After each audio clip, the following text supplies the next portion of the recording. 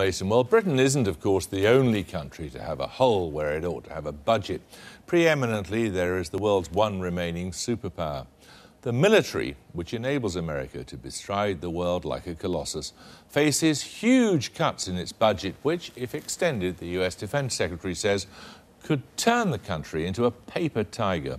Could this be the beginning of the end of an unprecedented global dominance? In a moment, I'll be talking to the new chairman of the Joint Chiefs of Staff, the most powerful military man in the world. First, though, our diplomatic editor, Mark Urban.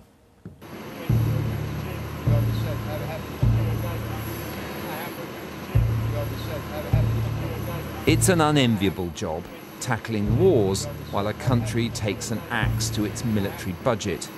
Since September, General Martin Dempsey has had the top US forces job, a globe-trotting mission, thwarting enemies and trying not to let down friends. But his predecessor rather unhelpfully said the budget deficit is America's biggest threat, and that hardly helps the new man protect his money. Whether or not he was right, the problem with that formulation from the Defense Department's point of view is the only thing the Defense Department can do to address that threat is to cut its own budget. That happened, and now General Dempsey is saying we cannot afford to cut it any further without imposing other national security problems on ourselves. We are now cutting into bone and muscle, and we're having to make very tough choices about America's role in the world. The Pentagon spends $700 billion per year and is already facing $400 billion in cuts over the next 8 years. But the federal budget crisis means that the team sent to run the military this summer is now being threatened with the same again, or even more, prompting the Defense Secretary to raise the spectre of a hollow military. It's a ship without sailors. It's a brigade without bullets. It's an air wing without enough trained pilots. It's a paper tiger. The process started in about August of 10, and as you know, there was... This new threat to the Pentagon arises because of the gridlock in Congress over the budget deficit. Many Republicans say the military must be spared, and Democrats that they must share the pain.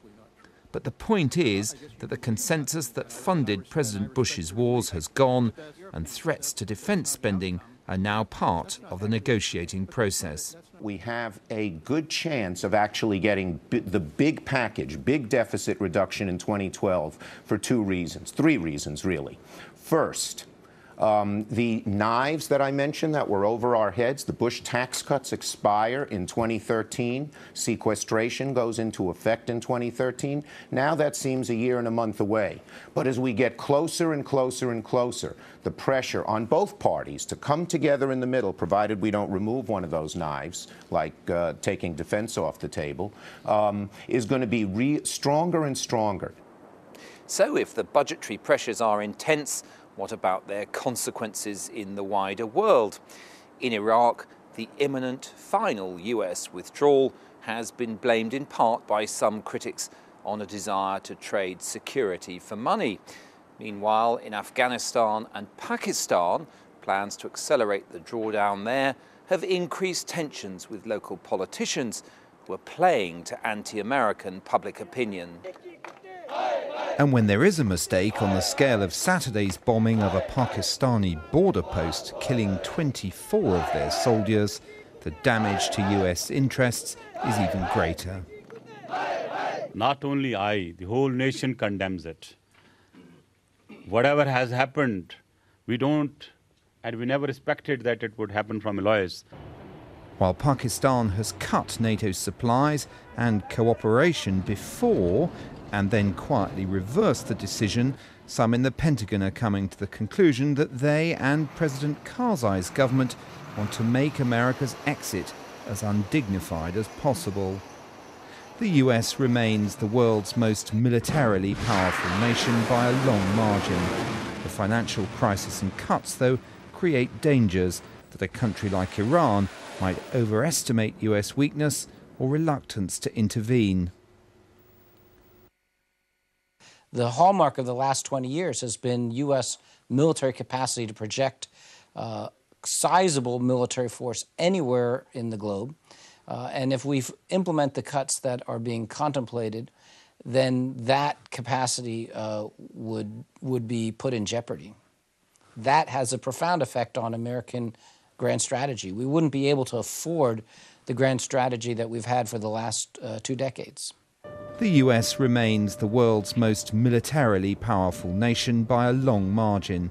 The financial crisis and cuts, though, create dangers that a country like Iran might overestimate US weakness or reluctance to intervene.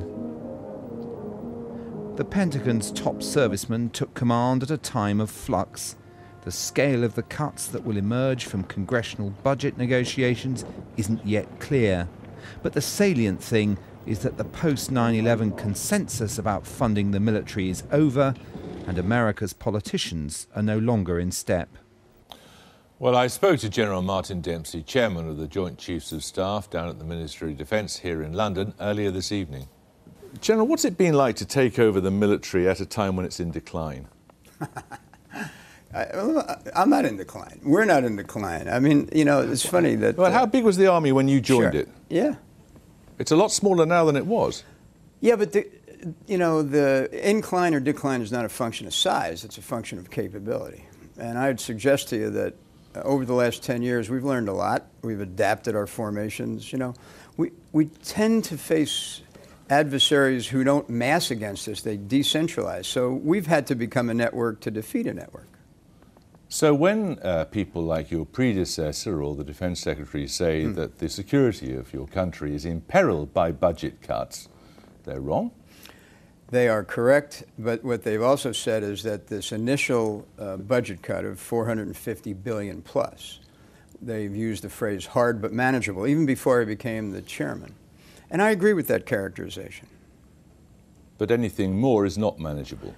Anything more will be harder and could reach the point of becoming unmanageable. Could you fight 2 wars simultaneously? We can. We will never be a military that can only do one thing at a time. Despite the fact that your army will be smaller than it's been since 1940 and Navy will be the smallest it's been since 1915. Well, you're reading the language of sequestration. I'm reading the language of Leon Panetta.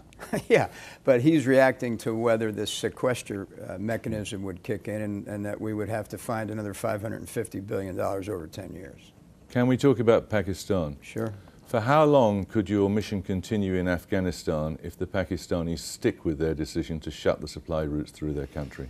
The Pakistani decision made, first let me say, since you brought up Pakistan, I really would like to explain that this is just a tragedy for all of us, but in particular a tragedy for the 24 Pakistani soldiers and their families.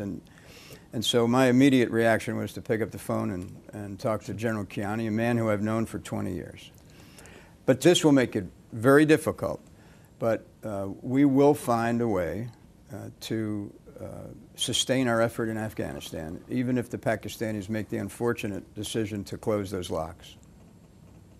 This sort of action in which, as you say, 24 Pakistani soldiers lost their lives, I mean, is that the consequence of ignorance or ineptness? Well, I chuckle because, that's a pretty stark choice. Yeah, it is a stark choice. It's one or the other, isn't it? No, I wouldn't say so. Ineptness and incompetence, aren't those... Ignorance. Ignorance, well, or you could say incompetence, and those three would be somewhat synonymous. I mean, look, you've been to Afghanistan and you've walked those hills. And so you know that although we've become extraordinary as a military at being precise and accomplishing, getting exactly the outcome we seek, this is still warfare. And warfare breeds fog and friction and complexity. I don't know what happened in the hills of Mohmand province on the border between Afghanistan and Pakistan, but we'll find out. Looking at the broader picture in Afghanistan, do you think it was a tactical mistake to put 2014 as a finish date? It increased the risk, but there is a school of thought that suggests that the school of thought that says if you place a timeline, you empower your enemies to just wait you out. But I tell you, my personal military judgment is that There have been times in my career when I've seen a milestone pull me along. And I think that done correctly, and that's clearly what we're trying to do, that the milestones can have that effect as well. It can pull us along, encourage us to transition, focus our energies, and deliver the outcome that we promised as an alliance at Lisbon.